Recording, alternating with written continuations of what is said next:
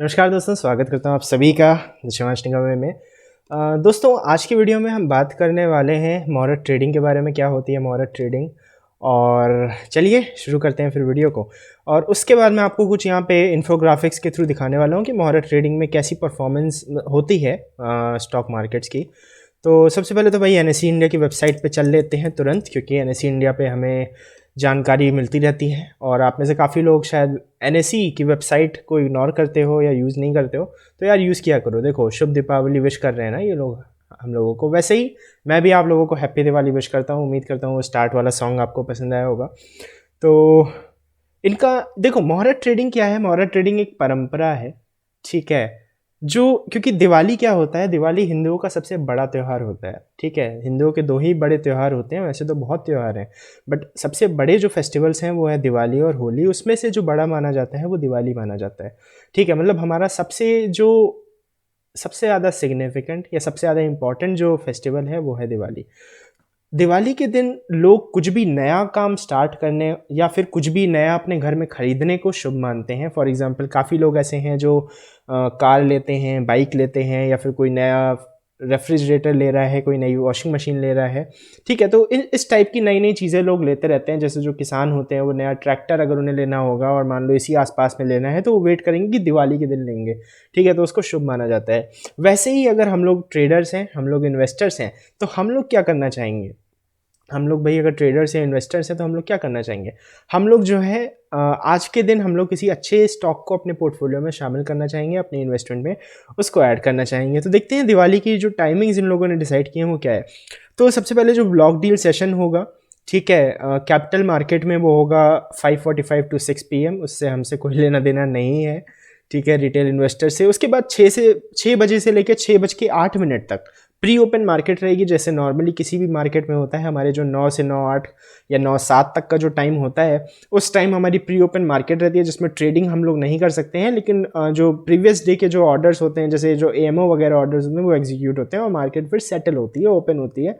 और उसके बाद फिर मार्केट में 8 मिनट का या 7 मिनट का, अब यहाँ पे इन्होंने 7 मिनट का ब्रेक दिया है, ठीक है। लगभग 6:08 से 6:15 तक ब्रेक रहेगा, जो कि नॉर्मल मार्केट में होता है ब्रेक, 9:07 से 9:15 होता है, ठीक है। उसके बाद 6:15 से 7:15 यानी 6:15 टू 7:15 PM पे हमारा जो ट्रेडिंग होगा वो होगा, ठीक है। ट्रेडिंग या किसी को अगर कोई स्टॉक इन्वेस्टमेंट के लिए ऐड करना है तो वो चीज़ होगी। उसके अलावा फिर बाकी जो मतलब कुछ किसी, जैसे कभी कभी लोगों के अगर ब्रोकर्स ऑटो स्क्वायर ऑफ नहीं करते हैं पोजीशन, तो वहाँ पे फिर उनका ऑक्शन बाजार में जाता है, तो इनसे हमसे कोई लेना देना नहीं है। मतलब बेसिकली हमारी मार्केट जो है वो यहीं पे ख़त्म होती है। और कैपिटल मार्केट भी ओपन रहेगी, इक्विटी डेरिवेटिव्स भी ओपन रहेंगे, करेंसी मार्केट भी ओपन रहेगी, कमोडिटीज़ भी ओपन रहेंगी, ठीक है। कुल मिला के ये सारी की सारी मार्केट्स, मतलब सारी ही सेगमेंट हमारे 1 घंटे के लिए खुले रहेंगे। जबकि आपको पता होना चाहिए कि आज जो है वो सैटरडे का दिन है, बट फिर भी आज हमारी मार्केट खुली रहेगी, क्योंकि एक परंपरा मानी जाती है कि दिवाली के शुभ त्यौहार में अगर आप कुछ अच्छा काम करना चाहते हो, ठीक है, और उस अच्छे काम को अगर आज आप ही मतलब दिवाली पे ही शुरू करते हो, तो आपके लिए वो शुभ माना जाता है। और इंडियंस जो हैं वो अपनी परंपराओं को काफ़ी अच्छे से मानते हैं, और शायद यही हमें डिफरेंशिएट करता है दुनिया के बाकी कल्चर से और बाकी जगहों से। तो आज के दिन हमें करना क्या है, मुहूर्त ट्रेडिंग में हमें करना क्या है, ये मैं आपको एक इन्फोग्राफिक यहाँ पे बहुत अच्छा आया है, मनी कंट्रोल ने इसको बनाया है, तो क्रेडिट सबसे पहले मनी कंट्रोल को। और चलो देखते हैं इन्होंने क्या बनाया है। तो बेसिकली ये जो लाइंस हैं वो क्या है ये समझते हैं। देखो, जो ब्लू लाइन है वो सेंसेक्स है, जो ये ग्रे लाइन है वो स्मॉल कैप है, जो ये कौन सा कलर है यार, ये रेड ऑरेंजिश टाइप है, ठीक है, ये मिड कैप है।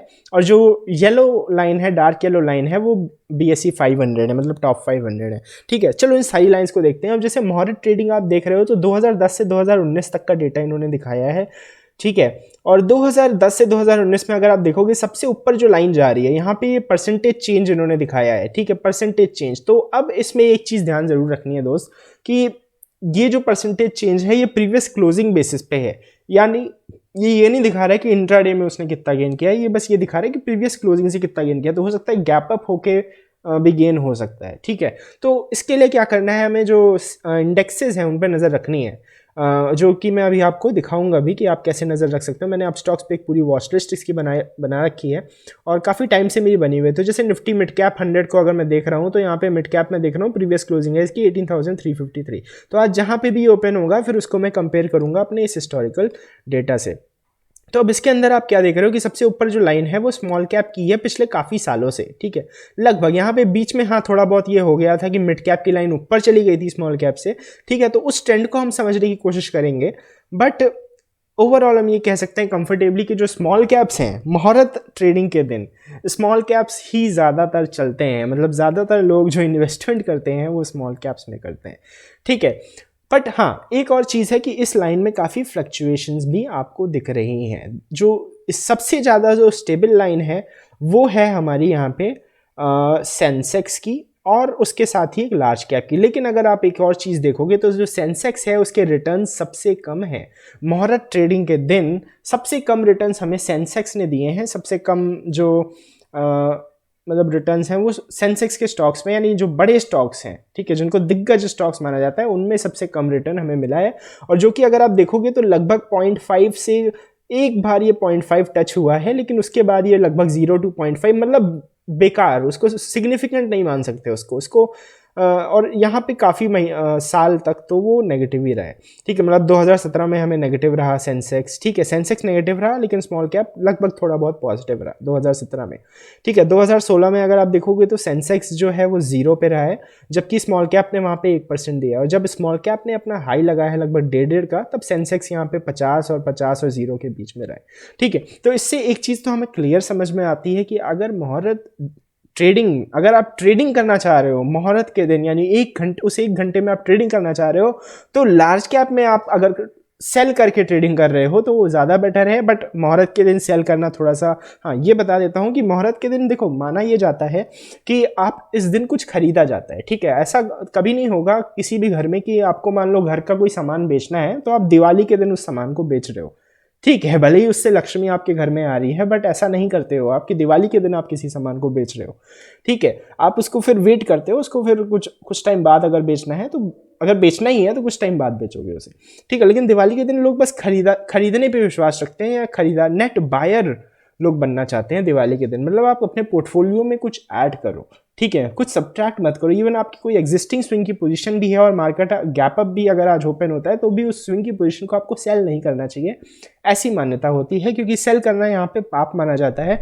और ट्रेडिंग में भी बाइंग और सेलिंग दोनों क्योंकि इन्वॉल्व होती है तो वो भी यहाँ पे पाप माना जाता है। मतलब ऐसा माना जाता है कि अगर आप ऐसा करोगे तो आपका जो नेक्स्ट ईयर है ट्रेडिंग ईयर वो अच्छा नहीं जाएगा, ठीक है। तो मैंने बस ये आपको बता दिया कि क्या चीज़ होती है। अब इसको आप किस तरीके से लेते हो वो आप पे डिपेंड करता है, उस पर मैं कोई कमेंट नहीं करने वाला।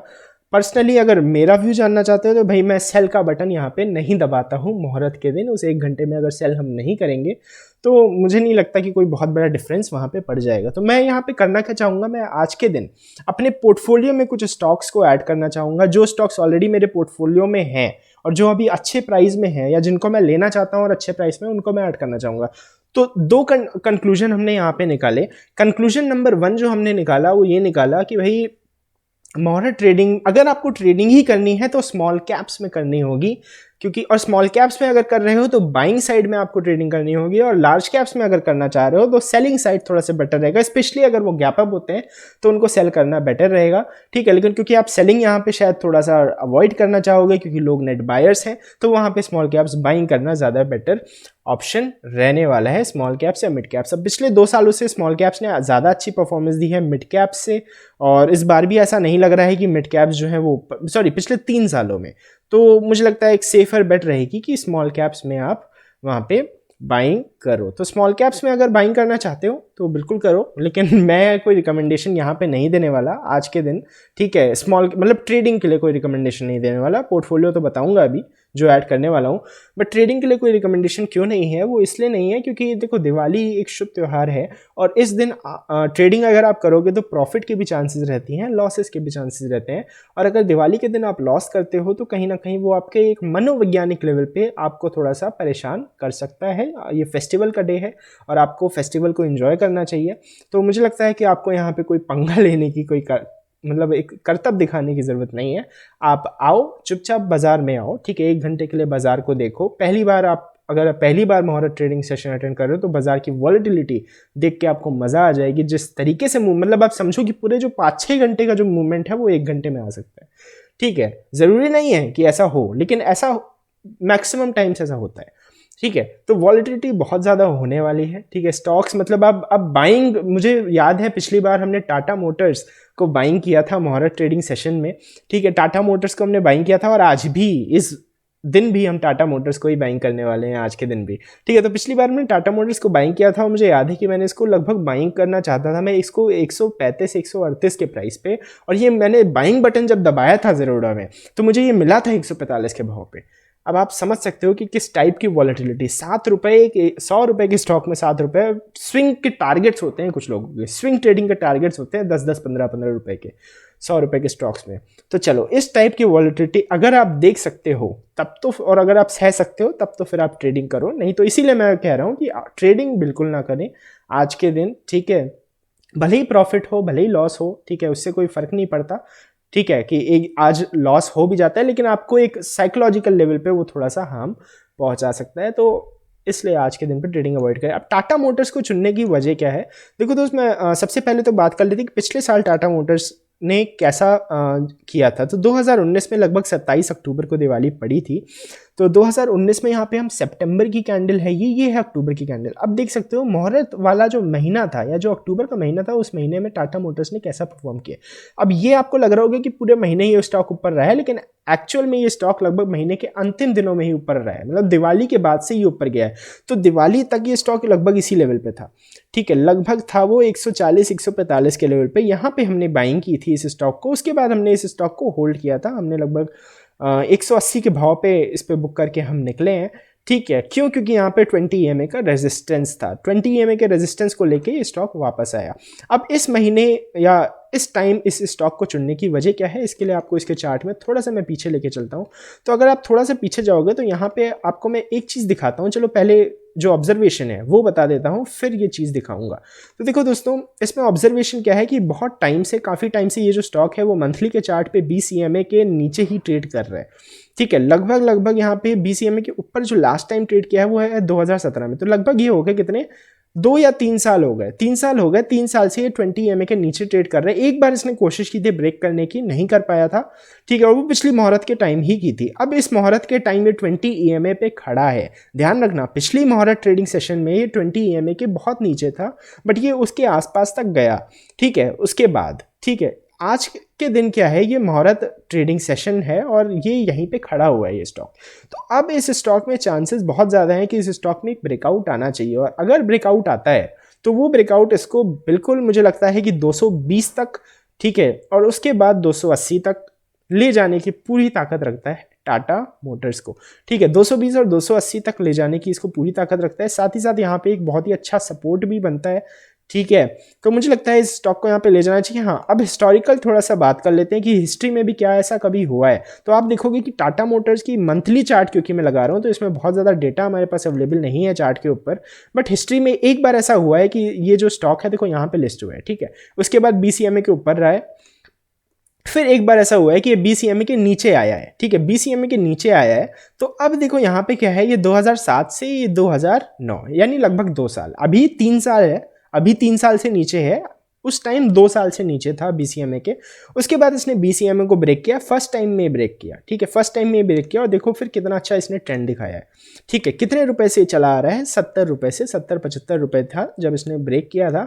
उसके बाद इसका ट्रेंड देखो, तो मैं ये नहीं कह रहा हूँ कि 70 से 600 रुपए का ट्रेड आपको मिला होगा, लेकिन कुछ तो मिला होगा, इसका कुछ पर्टिकुलर पोर्शन तो मिला होगा, ठीक है। तो उसी पोर्शन की हम बात कर रहे हैं कि जो भी हमको मिल पाता है, जो भी हम यहाँ पे प्रॉफिट कमा सकते हैं। देखो अब ये दूसरी बार ऐसा हो रहा है कि ये स्टॉक पिछले 3 सालों से 20 EMA, तो देखो इस स्टॉक की शायद ये कैरेक्टरिस्टिक हो सकती है। अभी वैसे बोलना थोड़ा सा सही नहीं होगा क्योंकि मंथली चार्ट पे सिर्फ एक ही बार ऐसा हुआ है, तो हम मान रहे हैं कि दूसरी बार ऐसा होता है। अगर दूसरी बार भी ऐसा होता है तो हम कह सकते हैं कि हाँ, इस स्टॉक की कैरेक्टरिस्टिक है कि भाई ये मंथली के 20 EMA के नीचे अगर रहता है और काफ़ी टाइम तक अगर नीचे रहता है तो बहुत ही तगड़े तरीके से इसमें शॉर्ट्स जो हैं वो स्क्वीज होते हैं, यानी इसमें जो शॉर्ट कवरिंग है वो बहुत तेज़ी से आती है और उसके बाद फिर फ्रेश बाइंग भी आती है। तो ये मेरा यहाँ पे नज़रिया है और ये मेरा एनालिसिस, जिसकी वजह से मैं टाटा मोटर्स को इस साल भी टाटा मोटर्स को मैं लेना चाहूँगा। साथ ही साथ ये स्टॉक मेरे लॉन्ग टर्म पोर्टफोलियो में भी रहने वाला है। ठीक है, तो मैं इसमें इन्वेस्टमेंट के पर्पज़ से,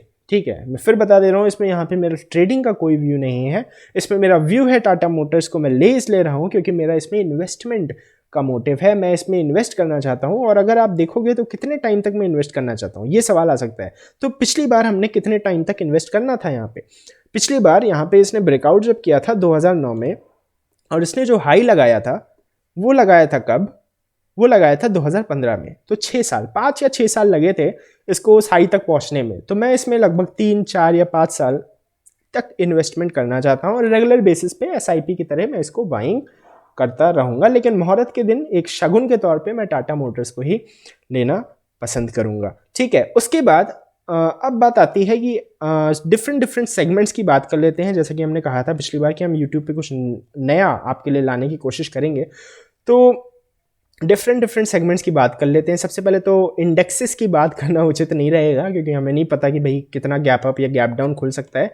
बट हाँ, निफ्टी की थोड़ी सी बात करना ज़रूरी है दोस्तों, क्योंकि पिछली बार हमने बात की थी, उसके बाद हम वीडियो नहीं बना पाए थे। तो दोस्तों पिछली बार हमने निफ्टी की जो बात की थी वो हमने की थी कि यार निफ्टी जो है, रुको लगाते हैं। तो देखो, तो दोस्तों पिछली बार हमने निफ्टी की बात की थी जब निफ्टी यहाँ पे ब्रेक किया था 12,400 का। हमने इसको एक दिन इंट्राडे में हमने इसको शॉर्ट करने की कोशिश की थी, हमें शॉर्ट में अच्छा प्रॉफिट मिला था। उसके बाद मैंने कहा था कि अब गैप अप ही होना चाहिए क्योंकि एसजीएक्स उस दिन काफ़ी गैप अप दिखा रहा था, सिग्नल्स काफ़ी गैप अप के थे। तो गैप अप हुआ उस दिन, लेकिन उस दिन हमें कोई बेरिश पैटर्न ऐसा मिला नहीं इंट्राडे में जिससे हम शॉर्ट करते, क्योंकि इंट्राडे में वो बाइंग आ गई। ठीक है, तो हमने वहाँ पे फिर अवॉइड किया और पिछले कुछ दिनों से हमने निफ्टी को अवॉइड किया है। लेकिन अगर आप यहाँ पे 5 मिनट के चार्ट पे निफ्टी में जाके देखते हो, ठीक है, निफ्टी के अगर 5 मिनट चार्ट पे आप देखते हो तो आपको दिखेगा कि निफ्टी कंटिन्यूअसली जो है वो डे हाई के आसपास ही क्लोज करने की कोशिश कर रहा है। तो यहाँ पे निफ्टी जो है ना, किसी को भी इंसान को मौका नहीं दे रहा है। ठीक है, देखो अब यहाँ पे निफ्टी गैप डाउन होकर खुलता है लेकिन अब डे हाई के ही लगभग आसपास क्लोज करता है। तो ये जो है ना निफ्टी में, मुझे लगता है अब शॉर्ट का जो व्यू है वो पहले भी बदल गया था, पिछली बार भी बदला था। 12,400 पे भी हमने कहा था कि शॉर्ट नहीं है हम। आज फिर कह रहा हूं कि अब शॉर्ट नहीं है निफ्टी में। ठीक है, निफ्टी में शॉर्ट नहीं करना है। ठीक है, निफ्टी में बाइंग ही करना है और कोशिश करनी है कि बाइंग ही करने की। ठीक है, डिप आती है तो बाइंग करने की कोशिश करनी है निफ्टी के अंदर। ठीक है, शॉर्ट अभी निफ्टी में थोड़ा सा दूर है। निफ्टी में शॉर्ट अभी मुझे लगता है फिलहाल 12,000 से पहले 12,000, 12,300 इस रेंज तक जब तक ना आ जाए तब तक निफ्टी में शॉर्ट अवॉइड करना चाहिए, क्योंकि ये एक काफ़ी ज़्यादा बड़ी रैली लग रही है। ठीक है, निफ्टी में उसके अलावा कोई इंट्राडे के ट्रेड के लेवल्स तो नहीं है, क्योंकि ट्रेडिंग तो हमें नहीं करनी है आज के दिन। इंट्राडे के ट्रेड के लेवल्स मंडे के लिए आपके लिए अवेलेबल रहेंगे। ठीक है, और उसके अलावा इंट्राडे हमें करना नहीं है। स्विंग में एक स्टॉक बात करनी थी, रिलायंस इंडस्ट्रीज़, पर इस पर एक अलग ही वीडियो बना दूंगा क्योंकि काफ़ी टाइम लग जाएगा रिलायंस इंडस्ट्री से बात करने के लिए। स्मॉल कैप मिड कैप बाज़ार में एक इंपॉर्टेंट अपडेट है दोस्तों स्मॉल कैप्स और मिड कैप्स के लिए, कि भाई SHIL हमने खरीदवाया था आप लोगों को। हमने आप सभी से कहा था SHIL Somani home innovation limited काफ़ी एक इलिक्विड सा थोड़ा सा लो फ्लोट स्टॉक है, बट इसको हमने बाइंग करवाया था 77, 78 के प्राइस पे। व्हाट्सएप ग्रुप से अगर जुड़े हैं तो आपको ज़रूर बाइंग की नोटिफिकेशन मिली होगी, और अगर नहीं जुड़े हैं तो डिस्क्रिप्शन में लिंक है, वीडियो के डिस्क्रिप्शन में व्हाट्सएप का भी और टेलीग्राम का भी। टेलीग्राम पे आपको इस टाइप की जो डेटा हैं, जो हिस्टोरिकल डेटा हैं, फैक्ट्स हैं, वो आपको प्रोवाइड होंगे। साथ ही साथ व्हाट्सएप ग्रुप पे आपको सारी ट्रेडिंग कॉल्स और जो भी व्यूज़ हैं वो आपको प्रोवाइड होते रहेंगे। तो यहाँ पे अब देखो SHIL में काफ़ी अच्छी मूवमेंट आई है दोस्तों। इंट्राडे के अंदर SHIL में कल भी अच्छी मतलब बहुत ही बड़ी मूवमेंट आई थी। ठीक है, ये 10-11% ये स्टॉक लगभग चढ़ा है। तो हमारा इसमें टारगेट था 112 का। ठीक है, हमारा इसमें टारगेट था 112 का, लेकिन अब क्योंकि इसने हाई जो लगाया है, इंट्राडे का जो इसका हाई है वो है लगभग 110.4, तो मुझे लगता है अब इसको बुक कर लेना चाहिए, प्रॉफिट को बुक कर लेना चाहिए। ठीक है, SHIL लगभग हमको 35% का रिटर्न इसने दिया है, वो भी सिर्फ पिछले एक महीने में, एक महीना भी नहीं, 25 दिन में। 25 दिन के अंदर SHIL के अंदर 35% का रिटर्न, ठीक है, मिल चुका है। तो मुझे लगता है यहाँ पे बुक करना चाहिए और पूरी पोजीशन जो है वो क्लोज करके जाना चाहिए, या बहुत ही ज़्यादा अगर मन हो तो कोशिश करो कि 80% बुक करके फिर 20% क्लोज करो, लेकिन आज के दिन बुक नहीं करना है। बुक करेंगे इसको मंडे को, आज के दिन सेल का बटन नहीं दबाएंगे। ठीक है, ऐसे चाहिए अभी दिखाता हूँ आपको। और अभी जैसे कि हम वीडियो की रिकॉर्डिंग कर रहे हैं, हमारे पास ज़रूडा का एक नोटिफिकेशन आया है कि भाई अपने जो फैमिली मेम्बर्स हैं, अपने जो फ्रेंड्स हैं, ठीक है, जिनसे आप प्यार करते हैं, जिनको आप कद्र करते हैं, उनके लिए एक स्टॉक खरीद के उनको दें। तो भाई मैं तो अपने लिए टाटा मोटर्स खरीद रहा हूँ। मेरे फैमिली मेम्बर्स उतना ज़्यादा अभी पॉजिटिव नहीं है, और ऐसा होता है, ठीक है। अपन पूरी दुनिया को तो आप कन्विंस कर लेते हो, लेकिन अपनी फैमिली को आप नहीं कर पाते हो। तो उम्मीद है कि आगे आने वाले कुछ टाइम में हम कन्विंस कर पाएंगे अपने फैमिली मेम्बर्स को भी, ठीक है। लेकिन चलो SHIL देख लेते हैं। SHIL, हाँ, यहाँ पे दिया हुआ है। तो SHIL देखो 16 अक्टूबर को दिया है यहाँ पे, सोमानी होम इनोवेशन लिमिटेड। 112 का टारगेट था दोस्त, मुझे लगता है बुक कर लेना चाहिए, ठीक है, या थोड़ा बहुत होल्ड कर लो 10-20%, बट उससे ज़्यादा होल्ड नहीं करना है। तो आज की वीडियो में और देख लेते हैं अभी आगे जो बात करनी है, तो और देख लेते हैं। इसके अलावा मिड कैप में अभी कुछ नहीं, आज के दिन तो कुछ नहीं करना है, जो करेंगे मंडे को करेंगे। तो सैटरडे संडे में वीडियो आ जाएगी उसकी। इन्वेस्टमेंट अपॉर्चुनिटीज़ HDFC AMC एक अच्छे लेवल पे है, मैं ऑलरेडी इन्वेस्ट कर चुका हूँ, आप चाहो तो कर सकते हो, ठीक है। उसके अलावा एक चीज़ और बची है, वो चीज़ जिसकी बात करनी है मुझे, वो स्टॉक थोड़ा सा महंगा है, इसीलिए उस स्टॉक को एंड में डिस्कस कर रहे हैं, क्योंकि मुझे पता है मैक्सिमम लोग तो उसका प्राइस देख के दूर भागेंगे। वो है मारुति का स्टॉक। दोस्तों मारुति जो है ना, काफ़ी टाइम से ये स्टॉक साइडवेज है, बट अगर देखोगे इसको एक बड़े चार्ट में, तो आपको दिखेगा कि ये स्टॉक ने अपने आप को ऊपर के लेवल पे शिफ्ट किया हुआ है, ठीक है। तो इस पूरे रीजन में ये फंसा हुआ है, लगभग 7,000 से 6,000 के पूरे रीजन में ये फंसा हुआ है काफ़ी दिनों से, लेकिन इसने धीरे धीरे अपने आप को अपर साइड में शिफ्ट किया है और तैयारी कर रहा है। यहाँ पे ब्रेकआउट की तैयारी है, ठीक है। ये अगर ब्रेकआउट होता है तो यहाँ पे हमको आराम से ये जो है, तो दोस्तों मारुति में ज़रूर नजर रखना। मुझे लगता है ये आने वाले कुछ महीनों का जैकपॉट हो सकता है, ये अगर निकलता है, ठीक है। तो पहला जो टारगेट है वही आपको 77-7800 तक का टारगेट दिखा देगा स्विंग के अंदर, और उसके अंदर अगर कोई पोजिशनल में इसको लेके जाता है तो मुझे लगता है ये स्टॉक एक लाइफ टाइम हाई है क्या ये इसका? हाँ शायद लाइफ टाइम हाई है ना। एक मिनट अभी चेक कर लेंगे इसको, बट मुझे लगता है ये स्टॉक एक नया 52 वीक हाई तो लगाने के लिए बिल्कुल तैयार है। 9800-9900 का लेवल आपको दिखा सकता है आने वाले 5 या 6 महीने के अंदर। अब देखो टाइम नहीं कर सकता कोई भी मार्केट्स को, इसलिए टाइम नहीं कर सकते। हाँ बिल्कुल लाइफ टाइम हाई ही है ये, तो हो सकता है ये लाइफ टाइम हाई को टेस्ट यहाँ पे करने के लिए जाए। मुझे लगता है मारुति, टाटा मोटर्स की हमने बात कर ली, मारुति की बात कर ली, रिलायंस की बात अगली वीडियो में करेंगे। तो जिन दोस्तों के पास पैसे थोड़े से मतलब बहुत ही ज़्यादा सेविंग्स करे हुए हैं, ठीक है, तो टाटा मोटर्स को ले सकते हो, और जिनके पास पैसे हैं अच्छे खासे, ठीक है, वो मारुति को ले सकते हो। लेकिन भाई घर बेच के मारुति लेने की ज़रूरत नहीं है, ठीक है। घर बेच के लोग आईफोन, लंबोर्गिनी ये सब लेते हैं, तो मारुति मत लेना। चलो मिलते हैं नेक्स्ट वीडियो में। नमस्कार, जय हिंद। दोस्तों एक चीज़ मैं आपको बताना भूल गया, जो मैं बीच में आपको बता रहा था कि ये जैसे कि यहाँ पे ज़रूडा का मेरे को नोटिफिकेशन आया, आज के दिन ज़रूडा का मुझे नोटिफिकेशन आया, यार थोड़ा नीचे कर दो इसको। हाँ, ज़रूडा का मुझे नोटिफिकेशन आया, gift a stock this Diwali and make this Diwali a special one for your friends and loved ones by gifting them stocks, ETFs and gold bonds online. वैसे ही एक मैसेज मैंने भी आप लोगों के लिए लिखा था कल के दिन पे, तो उस मैसेज को मैं अभी पूरा रिपीट तो नहीं करूँगा ना, उसके बारे में कुछ बोलूँगा, मैं कमेंट सेक्शन में उसको पेस्ट कर दूँगा। और ये वाला मैसेज है वो, चाहो तो आप इसको पढ़ लेना, और आपको अगर ये मेरा जो इनिशिएटिव है वो अच्छा लगता है और इसके साथ आप जुड़ना चाहते हो, तो बिल्कुल आपको जो स्टेप्स हैं वो इसी में बताए हुए हैं। तो इस पूरे मैसेज को आप पढ़ सकते हो, और आपको अच्छा लगे तो हमारे साथ ज्वाइन हो सकते हो। मिलता हूँ नेक्स्ट वीडियो में। नमस्कार, जय हिंद।